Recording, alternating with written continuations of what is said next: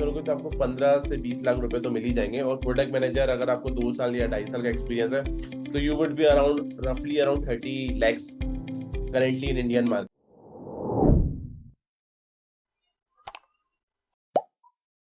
चलिए अब ये डिस्कस करते हैं कि क्या क्या रिसोर्स मेरे को फॉलो करने हैं प्रोडक्ट मैनेजमेंट के रोल को क्रैक करने के लिए।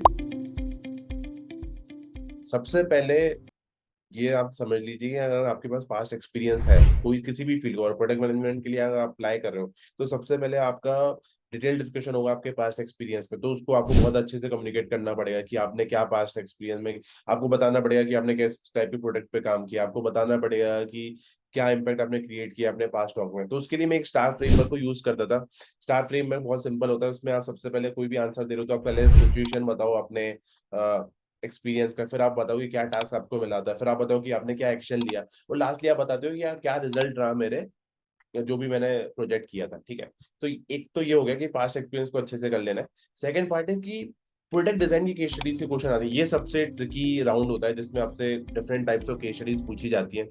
तो इसको मैंने सबसे पहले क्या किया था, मैंने एक फ्रेमवर्क बना लिया था कि जिससे मैं फ्रेमवर्क जिस फ्रेमवर्क से मैं क्वेश्चन को सोचता था उसको ब्रेक करता था एंड देन अपना सॉल्यूशन बताता था। तो मैं सर्कल फ्रेमवर्क को यूज करता था। सर्कल फ्रेमवर्क में सिंपल होता है कि सबसे पहले आप क्या, जो भी प्रॉब्लम स्टेटमेंट मिला है उसमें आप सिचुएशन को समझते हो। आप समझते हो कि यार कि क्या प्रॉब्लम स्टेटमेंट है, किस टाइप के कस्टमर्स के लिए को मैं सॉल्व कर रहा हूँ, मैं कैसे सॉल्व करने वाला हूँ। आई से आपका होता है कि कस्टमर्स को आइडेंटिफाई करो, आइडेंटिफाई द कस्टमर। थर्ड होता है कि आर से होता है रिपोर्ट द कस्टमर नीड्स, आप समझो कि कस्टमर की नीड्स क्या क्या है।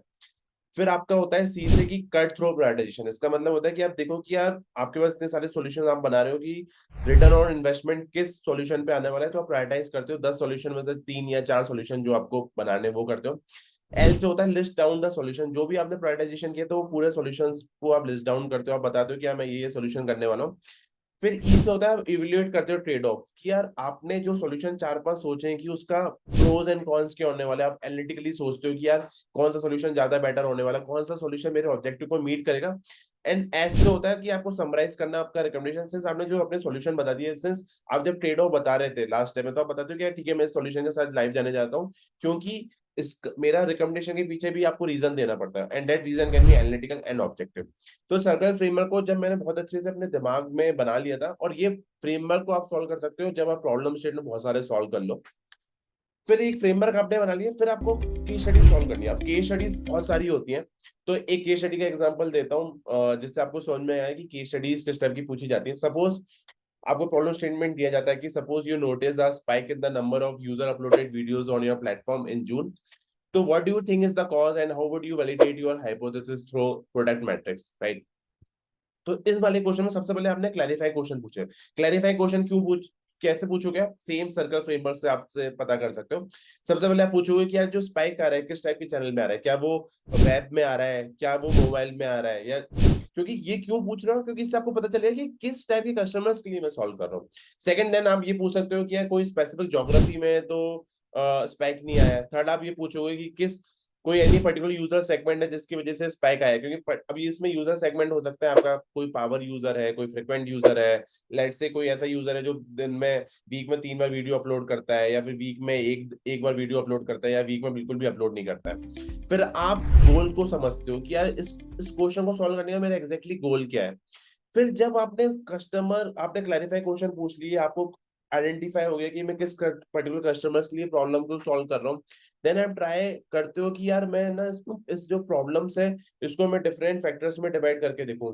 लाइक इंटरनल फैक्टर्स में आप ब्रेक करोगे कि यार कोई इंटरनल फैक्टर्स तो नहीं, कोई टेक्निकल ग्लिच तो नहीं था जिसकी वजह से ये प्रॉब्लम हुआ है, कोई ऐसा तो नहीं था कि ये फीचर जो मैंने कोई कोई ऐसा न्यू फीचर लाइव गया हो जून में जिसकी वजह से कस्टमर को न्यू वीडियो एडिटिंग का एक फिल्टर कैपेबिलिटी मिल गई हो जिसकी वजह से ज्यादा लोग वीडियो अपलोड कर रहे हो, ज्यादा रीच मिल रही हो। ऐसा तो नहीं है कोई मैंने ऐसा प्रमोशन रन किया हो अपने प्लेटफॉर्म में। तो हम ऐसे different types of internal factor बनाओगे, फिर आप एक्सटर्नल फैक्टर्स बताओगे कि ऐसा तो नहीं है कि मेरा जो कंप्यूटर है वो शट डाउन कर दिया उसने अपना फीचर, या कोई मेरा एक्सटर्नल फैक्टर कैन बी मेरे कोई एक्सटर्नल कंप्यूटर है जिसका बिल्कुल भी यूजर्स कुछ ग्लिच आया हो जिसकी वजह से उसके भी यूजर्स मेरे प्लेटफॉर्म पे आ गए हो। तो जब आप इस प्रॉब्लम को ऐसे ब्रेक डाउन करोगे तो आप बहुत अच्छे तरीके से आंसर दे सकते हो।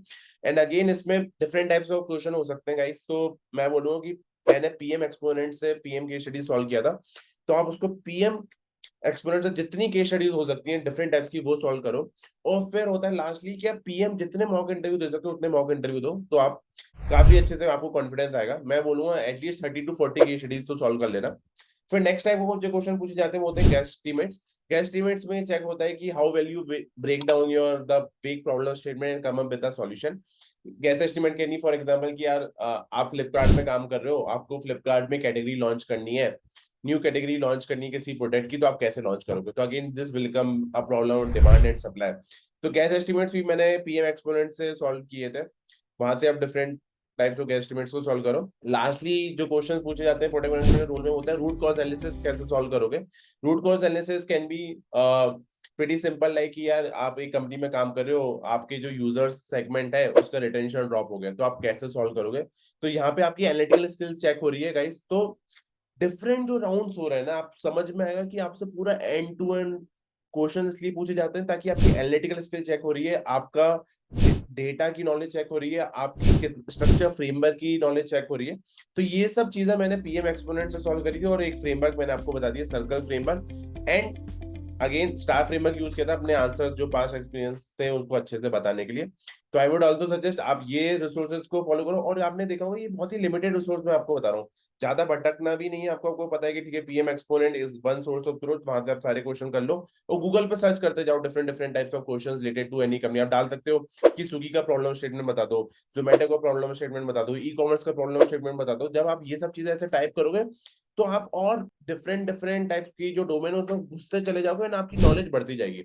डोमेन नॉलेज भी थोड़ी इंपॉर्टेंट होगी अगर आपको पीएम का रोल क्रैक करना है तो। ठीक है, नेक्स्ट अपन डिस्कस करते हैं गाइस की जो सैलरी एंड करियर ग्रोथ कैसा होता है प्रोडक्ट मैनेजमेंट का। प्रोडक्ट मैनेजर का अगर आप देखोगे जो स्टार्टिंग रोल होता है वो होता है एसोसिएट प्रोडक्ट मैनेजर या assistant product manager, around freshers को मिलता है एपीएम रोल। फिर आप प्रोडक्ट मैनेजर बनते हो, फिर आप सीनियर प्रोडक्ट मैनेजर बनते हो, फिर आप ग्रुप प्रोडक्ट मैनेजर बनते हो, फिर आप डायरेक्टर ऑफ प्रोडक्ट मैनेजर बनते हो, फिर आप वीपीओ बनते हो, फिर आप फाइनली आप चीफ प्रोडक्ट ऑफिसर बनते हो अराउंड 12+ या अराउंड 15 से 20 साल की एक्सपीरियंस के बाद। तो मैं आपको मेरा जो एक्सपीरियंस रहा है मैं बता सकता हूँ आपको इजिली। आपको अगर एपीएम में आप स्टार्ट करोगे तो आपको 15 से 20 लाख रुपए तो मिल ही जाएंगे। और प्रोडक्ट मैनेजर अगर आपको 2 साल या 2.5 साल का एक्सपीरियंस है तो यू वुड बी अराउंड रफली around 30 lakhs currently in Indian market. तो सैलरी और करियर ग्रोथ काफी अच्छा है प्रोडक्ट मैनेजमेंट का, गिवन दैट अगर आपके पास वो स्किल सेट है जो अपन ने अभी डिस्कस किया है। लास्ट में ये डिस्कस करते हैं कि काफी क्वेरीज ये भी आई थी कि एआई का क्या इम्पैक्ट होने वाला है प्रोडक्ट मैनेजर्स के रोल पे। तो मैं आपको बहुत ही सिंपल टर्म्स में बता देता हूँ कि AI can not fully replace product managers, because उसके पास ये दो तीन चीजें नहीं है ये आई में, और ना कि ये फ्यूचर में आ भी सकती है।